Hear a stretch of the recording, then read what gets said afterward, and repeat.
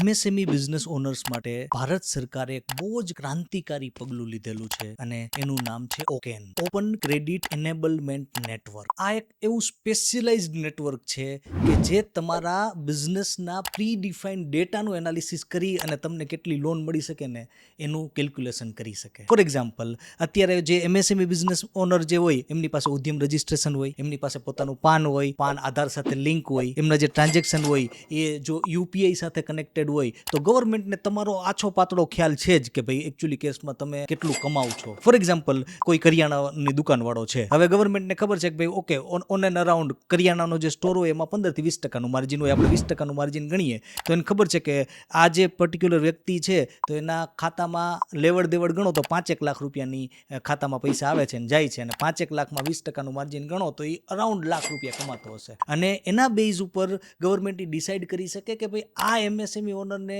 કેટલા રૂપિયા મળી શકે. ફોર એક્ઝામ્પલ, કોઈ વ્યક્તિ લાખ રૂપિયા કમાતો હોય તો ગવર્મેન્ટ કહી શકે ઓકે ઠીક છે, આને અનસિક્યોર્ડ લોન 5 લાખ રૂપિયાની દેવાની છે તો કોઈ પ્રોબ્લેમ નથી, કારણ કે લાખ રૂપિયા કમાય જ છે. અને એને કારણે લોન ડિફોલ્ટ થવાની પોસિબિલિટી બહુ બધી ઘટી જાય અને એ વ્યક્તિને કોઈ પણ જાતના હર્ડલ વગર અને મિનિમમ ડોક્યુમેન્ટેશનના બેઝ ઉપર એમને લોન મળી શકે. તો આ જે નેટવર્ક છે એ ઓલરેડી બિલ્ડ થઈ ચૂક્યું છે અને જેવું જેવું એનું ઇમ્પ્લિમેન્ટેશન વધુ ને વધુ પ્રમાણમાં થશે એનો રિઝલ્ટ બહુ જ ક્રાંતિકારી અને બહુ જ ફ્રૂટફુલ હશે એમએસએમઈ બિઝનેસ ઓનર્સ માટે.